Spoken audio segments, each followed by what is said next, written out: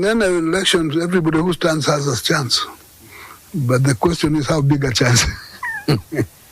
His chances of winning at present are not very high. But we know we are not going to have an election today. For one, we don't have an IEBC. So until you constitute an IEBC, you cannot have an election. In fact, there are by-elections which are pending. The number of people who are not happy with Ruto are far more than the number of people happy with him in the country. That's a fact as of now. It's another story whether that will be maintained and sustained until 2027. But mambo ni mbichi, mambo bado. Wangoje, ama namna gani? Tuko pamoja jameni? Wangoje kwanza, wacha tupangane na maendeleo. Kuna siku siasa itafika na tutajua vile tutafanya. Ama namna gani? Mimi nimeamua ya kwamba tutatengeneza serikali ya kuunganisha Wakenya wote. Bila ya kujali nani amepiga kura upande gani. Bila ya kujali nani wa mrengo gani. Bila ya kujali nani wa chama gani. Kwa sababu sote ni ndugu moja. Sisi wote ni watu wa nchi moja. In the recent month or two, things have become worse. Despite a lot of effort to try and paint a positive picture. The reprimand by the bishops was very hard-hitting, the Catholic bishops. And then all the other bishops joined. We start this video by asking you this question. If elections are held today, can you elect Ruto for president? Write in the comments section. William Ruto is embracing his political opponents to secure a second term in office in 2027. Amid growing discontent with his government among some Kenyans, at the height of Gen Z protests, President Ruto sacked the entire cabinet save for his then-deputy Rigathi Gachagua and Prime Cabinet Secretary Musalia Mudavadi. He then reappointed all but 6 cabinet secretaries, CSs, and co-opted 4 senior members of the Orange Democratic Movement, ODM, into his cabinet in what is now regarded as a broad-based government. But then he later engineered the impeachment of his DP Gachagua. From the It is allegedly said that the mountain drifted away from him. Thank you for turning in. Please take a few seconds to subscribe to our channel. Like this video and turn on notifications. Leave a comment. If elections are held today, can you elect Ruto for president? Thank you. Now let's get deeper. As a strategy to reclaim control of Emet Kenya region from rebellious Gachagua, President Ruto, in early December, met with his predecessor Uhuru Kenyatta at his home in Ichaweri, Gatundu South, Kiambu County. Days later, President Ruto incorporated 3 key allies of former President Kenyatta: Mutahi Kagwe, Ministry of Agriculture and Livestock Development; William Kabogo, Ministry of Information, Communication, and Digital Economy; and Lee Kinyanjui, Ministry of Investment, Trade, and Industry. Agencies within the Ministry of Transport and the Ministry of Energy and Petroleum immediately cancel the ongoing procurement process for the JKIA expansion public-private partnership. Whatever he says, whatever he touches, contributes to the loss of credibility and believability. So that we gotten to a point where people are not just unwilling to believe what he has said, but they're not even ready to listen to what he's saying. On January 13th, President Ruto met and held talks with Kiraitu Murungi, an influential politician from Meru, at State House in Nairobi, to discuss what they both described as national and regional matters. Murungi's visit to State House has sparked speculation that President Ruto might appoint him to cabinet, to replace Public Service Cabinet Secretary Justin Muturi, after he publicly criticized the president and his government over the wave of abductions in the country. Muturi was a no-show in the January 21st cabinet meeting held at the Kakamega State Lodge in Kakamega County, as the president held a cabinet meeting with his CSs. Some political analysts argue that President Ruto is politically desperate and restless to regain his lost popularity in the Emt Kenya region. The president, it seems, is willing to employ every strategy to restore his popularity in the region. The president has defended his move as a way of transforming the country. He is on record stating that the appointments are a journey to another handshake, months after his previous one with his political nemesis, former Prime Minister Raila Odinga. We formed the government as Kenya Kwanza. Halfway, we faced some challenges. Even the other day, I expanded my government to include others to unite the country, President Ruto said during a church service in Uasin Gishu County in December. Already, President Ruto's allies have signaled a determination to secure a second term for him in the 2027 general elections. Kapsabet Member of Parliament, MP, Oscar Sudi, has been very vocal in asserting that President Ruto will not be a one-term president, and they will do everything possible within their power to guarantee his re-election. Hii Kenya hakuna rais ameenda kwa miaka 5. Kwani huyu ndiye atakuwa wa kwanza? Kama tunafanya nini? Kama tumelala wapi? Kama nini imefanyika? Kwani Kenya ni yenu? Mjue William Ruto aende mahali. Makawas. Hapo ndo manyigura ile kinyiti. Unajua kwamba William Ruto ni rais wa pili Mkalenjin. Sindio? Yes. Tulikuwa na Kenyatta. Hakukuwa na mapinduzi wakati wa Kenyatta. Kulikuwa? Tumekuwa na Rais Moi kwa na majaribio ya mapinduzi, si ndio? Yes. Tukakuwa na Rais Kibaki. Hakuna majaribio ya mapinduzi. Si ndio? Yes. Tukakuwa na nani? Uhuru. Hakuna hata sekundi moja ya majaribio ya mapinduzi. Kwa nini huyu? Kwa nini Moi na Ruto? Umejiuliza hiyo maswali? Why the bitterness that a Kalenjin is a president? Why? Why all of a sudden people have become so bitter because of a Kalenjin president? Mnakumbuka kama nyinyi wadogo kidogo, kama unakumbuka wakati wa Moi aliteswa na kila mtu mpaka akakuwa dikteta. Ikabidi. Yes. Mnaelewa mreje? Mpaka ikabidi. It is not easy to be a Kalenjin president in this republic. It is not an easy thing. Sasa huyu alikuwa ameanza in private. Unajua kuna maneno jamaa anafikiri ati kwa sababu ile deputy. Unajua kuna watu dunia hii ya serikali ambao wanaitwa NIS. NIS wanasikiliza mpaka president. Wewe unajua NIS nani? Tukiwa hapa unajua nani ndio NIS? Unajua? Hao watu wanasikiliza mpaka rais mwenyewe. Kwa sababu unajua mtu anaweza kuwa rais alafu kichwa anaharibika. He must be rescued from himself also. Unaelewa? Sasa huyu jamaa in private conversations yeye amekuwa akitamka huyu William huyu ni one term president. Huyu ni one term president. Anapanga 2027 kumalizia. Na kuna mambo mengine pia anapanga ambayo sitaambia nyinyi hapa. Kutoka mera rais ngalaji pongana joni kaya. Sasa tukasema kama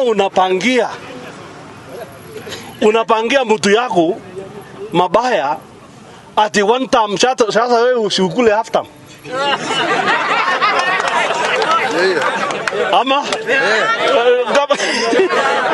ukinipangia na kupangia ama namna gani? So I want you to remember that statement I made, that it is only a Kalenjin president that has faced attempted coup. It has never happened to any other president. Na ndio maana tukasema kama sisi watu hapa ndai msamee hao wajumbe wenu wakifanya hiyo decision wamemake. Msione kwamba sisi ati no. Kwa sababu ya hii maneno ambaye na mtasikia Jumanne katika bunge. Maneno itatokea mingi zaidi. Naelewa?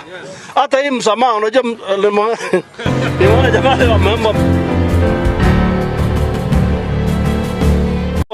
msamaha ni ya Mwenyezi Mungu jamani.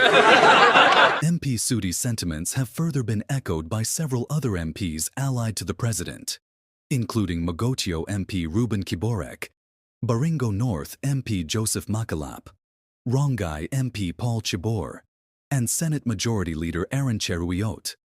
Additionally, Tiati MP William Kamket recently hinted at a possible proposal to extend the president's tenure beyond the constitutionally mandated 2 terms of 5 years each. President Ruto is also keen to ensure that Raila Odinga bags the coveted African Union Commission, AUC, chairmanship seat, as it holds both continental influence and has domestic political implications in his 2027 re-election plan. Odinga's victory in the AUC election will see him abandon local politics, which would leave a void and trigger alignments and realignments in the country's political scene. It is clear that President Ruto's support for Odinga is part of a wider political strategy to get the former Prime Minister off the local political scene, appease his supporters, and, if possible, inherit Odinga's political base. Political analysts also note that Odinga has a solid support base, which is necessary for President Ruto to replace the uneasy Emet Kenya region, which feels betrayed by the president following the impeachment of Gachagua as deputy president. However, a loss for Odinga would see him return to local politics, a move that would throw off President Ruto. Analysts say that if Odinga returns to local politics, he could either make or break President Ruto and other bigwigs as the country heads towards the 2027 general elections. The ongoing political conversations and events signal the potential for intensified political activities as the country heads towards 2027. Even as President Ruto vows to fulfill campaign promises. We have come to an end of this video. Thank you for watching. Please take a few seconds to subscribe to our channel, like this video and turn on notifications. Leave a comment. If elections are held today, can you elect Ruto for president? Thank you. Let's meet in our next video. Good luck. Galvanize the Mount Kenya to support a Ruto Kindiki ticket in 2027. I think the answer for that is not necessarily, I don't want to say not likely. What I want to say is it depends. You see, the Mount Kenya people, these are the most highly educated voters in the country. They don't vote emotion. People think they actually vote emotions, they don't. Ruto sold himself as a candidate very effectively. He had an agenda they identified with and they voted for him. They will have to have an agenda similar to the one Ruto was having with Kindiki. The Mount Kenya cannot vote for the ticket because Kindiki is the deputy president or any other person is the deputy president. That won't happen. What will happen is if the president and his deputy, they have a clear agenda for the country, like the one he had when he was campaigning for election as a UNDA candidate. If they have a clear agenda, they wouldn't be voted because of that agenda, but not because somebody from Mount Kenya is a deputy president. I think this community and the Kenyan community generally has moved out of that space. They understand very well that when you become a deputy president, the young people in your area where you come from, or rather within Kenya as a whole, who didn't have a job, they still don't have a job.